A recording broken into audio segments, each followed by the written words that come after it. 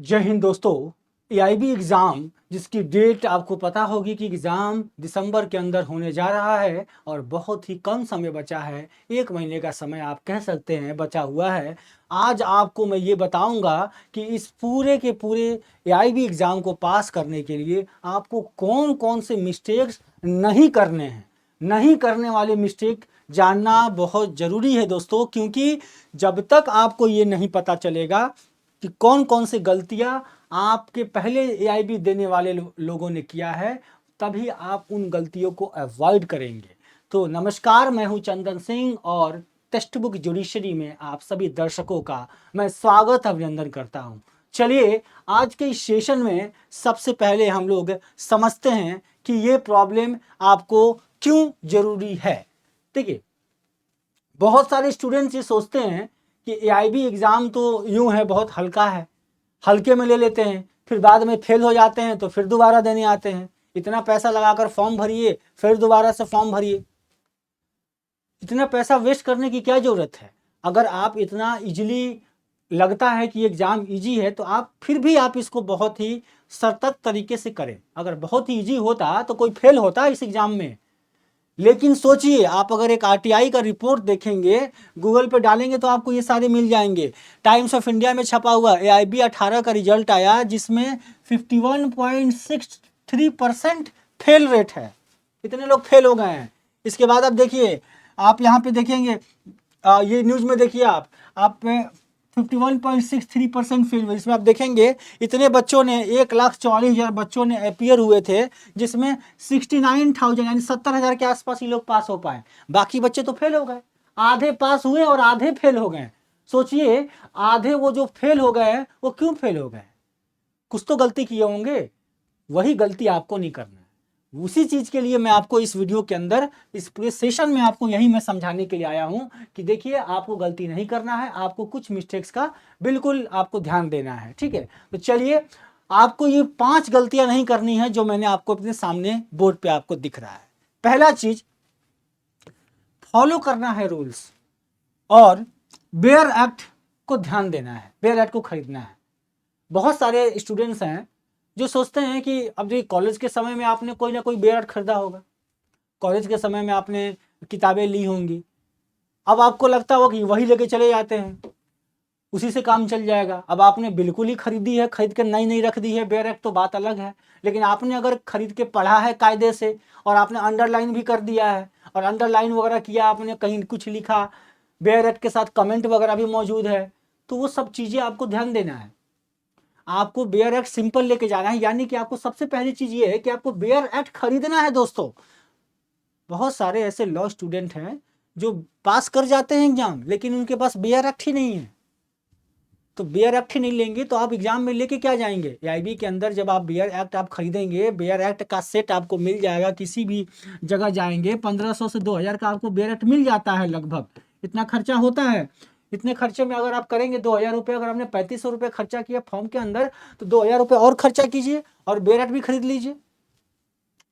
और bare act खरीद लेंगे तो सबसे बड़ा फायदा ये हो जाएगा कि एग्जाम के दिन थोड़ा कॉन्फिडेंस बना रहता है कि चलो किताब लेके जा रहे हैं, कुछ ना कुछ तो खोज ही लेंगे, पढ़े हुए हैं तो।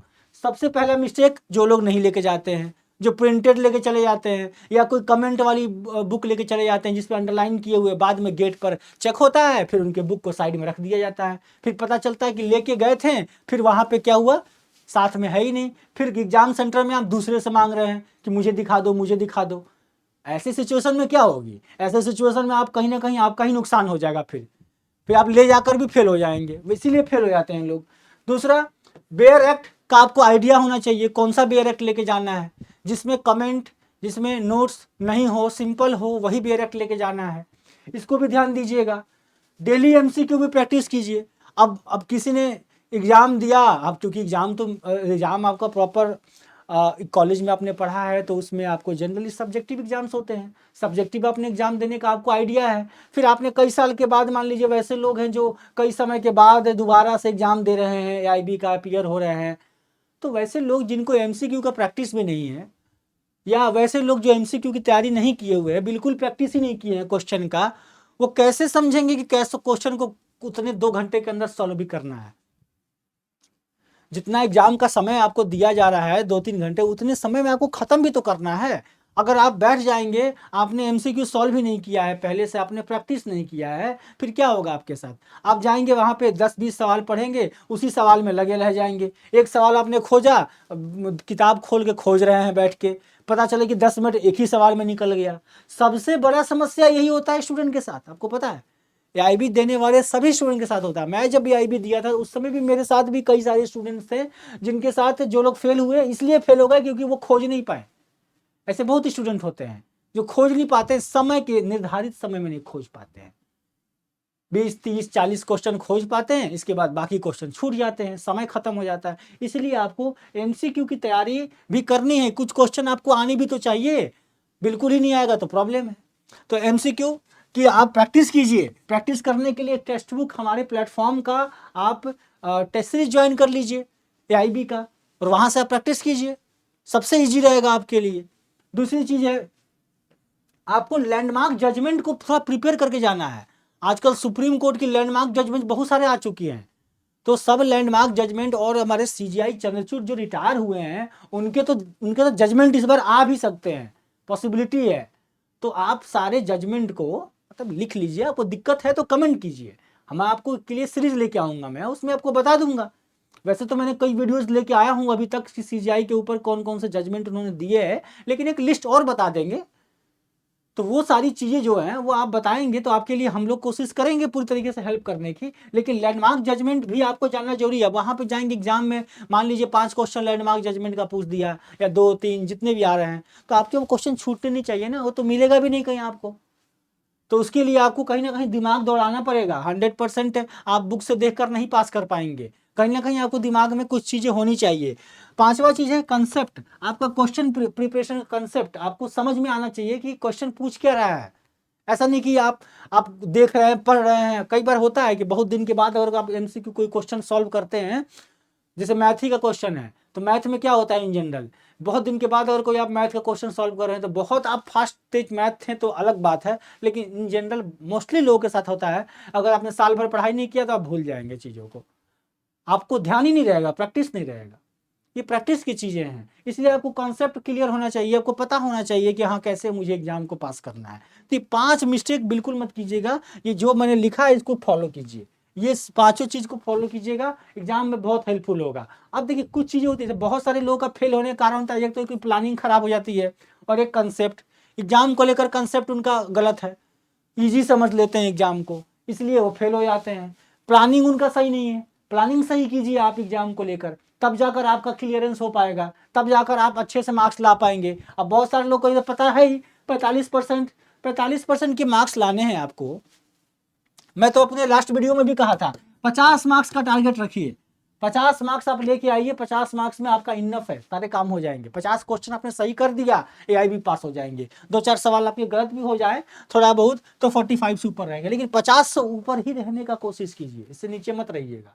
लेकिन सोचिए, अब इतने जब क्वेश्चन हैं, इतने मार्क्स लेके आने हैं, तो 50 सवाल करने हैं, तो आपको समय कम नहीं होना चाहिए, इसलिए प्लानिंग अच्छी होनी चाहिए, है ना। युद्ध जो है लड़ना है तो आपको प्लानिंग सही करना है। देखिए डेट का, एग्जाम का डेट है 22 दिसंबर को, तो 22 दिसंबर से पहले तक आपको ये सारी चीज़ें रेडी कर लेनी है, ये सारी प्लानिंग आपको रेडी कर लेनी है, ठीक है। अब देखिए कुछ कॉमन मिस्टेक में बहुत सारे अभी मैं आपको बताता हूँ। अब ये सारा सिलेबस है, सिलेबस आपके पास होगा नया वाला सिलेबस में सारी चीज़ें ऐड कर दी गई हैं। बीएनएस भी है, बीएसएस आपका भारतीय साक्ष्य अधिनियम है, ये सारे तीनों वाले क्रिमिनल लॉ नए वाले भी ऐड कर दिए गए हैं, बाकी के तो थे ही पहले से, तो ये सब है। मैंने अपने एक वीडियो में ये भी बताया हुआ है कि कौन कौन से इंपॉर्टेंट है, पूरी स्ट्रेटजी बताई हुई है आपको। तो सोचिए ये सारी चीज़ें आप स्ट्रेटजी को फॉलो करेंगे, ठीक है। अब कुछ कॉमन मिस्टेक जैसे देखिए, अब ये बेयर एक्ट है, अब ये बेयर एक्ट लेके जाएंगे तो आपको एंट्री मिलेगा गेट पे, नहीं मिलेगा ना आपको। तो सिंपल सा यहाँ पे देखिए लिखा हुआ है with comment, bare act with comment, आपको विदाउट कमेंट वाले लेके जाने हैं। आपको वैसे बेयर एक्ट कैरी करने हैं जिसमें कमेंट, अंडरलाइन, अपने मार्किंग पेन से या कुछ भी ऐसा नहीं किया हो, या वहाँ पे प्रिंटेड भी उसमें अंडर कमेंट ना किया गया हो, नोट्स ना बनाए गए हों उसके अंदर। तो ये सब चीज़ों का आपको ध्यान देना है कि ऐसा नहीं कि आप लेके गए हैं, पता चले कि वो चल ही नहीं रहा है। वही वाली हाल है, युद्ध लड़ने गए हैं, आपका बंदूक ही काम नहीं कर रहा है अंत में। तो ये वाली सारी चीज़ों को ध्यान रखेंगे, आपको इसका बहुत ज़्यादा फोकस रखना है। दूसरी चीज़, आपको क्वेश्चन सॉल्व करने का अप्रोच अच्छा होना चाहिए। ये अप्रोच ऐसा नहीं कि एक आज मैंने क्लास में बता दिया आपके लिए तो हो गया, आपको प्रैक्टिस करना पड़ेगा। आप जितना प्रैक्टिस करेंगे आपको इंग्लिश पढ़ने का, हिंदी पढ़ने का, जो भी लैंग्वेज है आपका वो एकदम कंप्लीट हो जाएगा और उस लैंग्वेज में आप तुरंत क्वेश्चन पकड़ लेंगे, है ना। जैसे ये है, the minimum number of the जजेज who are to sit for the purpose of deciding any case involving a substantial question of law as to the interpretation of this constitution or for the purpose of hearing reference under article 143।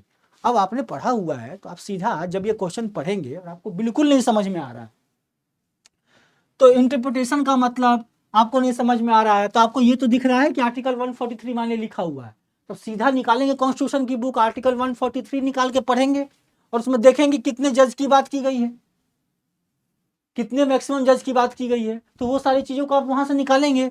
Minimum जज की कितनी बात की गई है, तो यहाँ देखिए आप सवाल पूछता है मिनिमम जज के बारे में, तो वहाँ पे लिखा हुआ है, तो वो चीज़ें आप वहाँ से देख लेंगे। तो आपको एक अप्रोच तभी आपको पता चलेगा जब आप क्वेश्चन को सॉल्व करेंगे, एमसीक्यू प्रैक्टिस करेंगे और आप उसके सॉल्यूशन को भी देखेंगे। हमारे यहाँ पे जो हमारा जो प्लेटफॉर्म है उस पर एआईबी के टेस्ट सीरीज जो है उसको जब लेंगे तो उसमें आपको ये सारी चीज़ें मिल जाएंगी और आप वहाँ से प्रैक्टिस करिए और बहुत ज़्यादा हेल्पफुल होगा आपके लिए। कमेंट कीजिए, आपको दिक्कत हो रही है कमेंट कीजिए, आपके लिए अवेलेबल करवाएंगे, ठीक है। अब देखिए, अब बेयर एक्ट में इसमें आप देखेंगे, अब इसमें बेयर एक्ट में देखिए आप इंडेक्स है, आर्टिकल है, शेड्यूल है। अब इस बेयर एक्ट में आप कोई भी बेयर एक्ट होता है तो उसमें यही चीज़ें दी होती है ना, इंडेक्स होता है, चैप्टर मेंशन होता है, आर्टिकल्स होते हैं, शेड्यूल्स होते हैं। आपको यही तो ध्यान देना है, आपको देखने भी आना चाहिए। ऐसा नहीं कि आपने बेयर एक्ट खोला आपको पता ही नहीं है कि किधर आर्टिकल दिया है, किधर इंडेक्स दिया हुआ है, कहाँ सब खोजना चालू कर दिए पेज वाइज। आपको आपके पास अगर डायरेक्टरी रख दिया जाए मोबाइल का, टेलीफोन नंबर का, तो आप कैसे खोजेंगे? आपको पता होना चाहिए ना, इनिशियल्स कैसे मिलाते हैं, कोड क्या होता है। तो ये सब चीज़ों का ध्यान आपको रखना पड़ेगा, तभी आप खोज पाएंगे। समंदर है ये, समंदर में आपको खोजने के लिए ये ध्यान देना पड़ेगा, इसके लिए आपको दिमाग लगाना पड़ेगा। तो ये सब बेयर एक्ट को पढ़ते समय आपको ये सब चीज़ों का ध्यान देना है, ठीक है। अब कॉन्स्टिट्यूशन में इंपॉर्टेंट जो चीज़ें होती है जैसे पार्ट है, शेड्यूल है, केसेज है, ये आपको ध्यान देना ही देना है। हर जगह केसेज आपको लिखा हुआ नहीं मिल जाएगा, तो आपको कुछ केसेज पता भी होनी चाहिए आपको। मतलब ऐसा नहीं कि पूरी ब्लैंक होके जाइए, पढ़ के भी जाइए, ठीक है। सीआरपीसी वुमेन लॉ है, एफआईआर है, जैसे आईपीसी में वुमेन है, ह्यूमन बॉडी के साथ जो क्राइम होते हैं वो हो गया, फैमिली में डिवोर्स हो गया। इस तरह से बहुत सारी इंपॉर्टेंट टॉपिक्स होती हैं जिसको देख के जाना चाहिए। छोटे छोटे पॉइंटर्स होते हैं, छोटे छोटे सवाल होते हैं, वो भी आपको ध्यान में रखना है। कुछ सवाल डायरेक्ट आपको बेयर एक्ट में मिल जाएंगे, कुछ नहीं मिलेंगे, तो उसको आपको इसी तरीके से सॉल्व करना है। पहले से पढ़ लेना है, आपको पहले से भी ध्यान देना है कि कैसे एग्जाम को क्लियर किया जाएगा। तो ये पूरी प्लानिंग थी मेरे तरफ से, जो आप मिस्टेक्स बिल्कुल ना करें। ये जो मिस्टेक्स मैंने आपको बताए हैं, ये 5 मिस्टेक्स बहुत ज़्यादा आपके एग्जाम को बिल्कुल तरीके से ख़राब कर देगा। तो जो 5 मिस्टेक्स हैं उसको ना करें, जो 5 पॉइंट मैंने लिखे हैं उसको फॉलो कीजिए, ताकि आप इस एआईबी के एग्ज़ाम को बिल्कुल आसानी से क्लियर कर पाएंगे और अपने कैरियर को आप और अच्छे से बना पाएंगे। बाकी आप मेरे साथ करेंट अफेयर की क्लासेस लगातार आप देख सकते हैं और इसका पीडीएफ में शेयर कर देता हूं हमेशा अपने चंदन सर टेक्स्ट बुक जो प्लेटफॉर्म है मेरा, ये टेलीग्राम चैनल का, यहाँ पे आप मेरे से ज्वाइन हो जाइए। यहाँ पे आपको मैं क्लियरली सारी चीज़ें शेयर कर दिया करता हूँ, क्योंकि मैं यहाँ पे जो भी क्लासेस लेता हूँ जुडिशरी के लिए वो सारे क्लासेस का पीडीएफ यहाँ शेयर करता हूँ। तो सभी करंट अफेयर क्लासेस आपको यहाँ पे मिल जाएंगे, पीडीएफ मिल जाएंगे, तो इंपॉर्टेंट हो जाता है आपके लिए, ठीक है। तो चलिए फिर मैं आपसे नेक्स्ट क्लास में मिलूंगा, तब तक के लिए जय हिंद, जय भारत।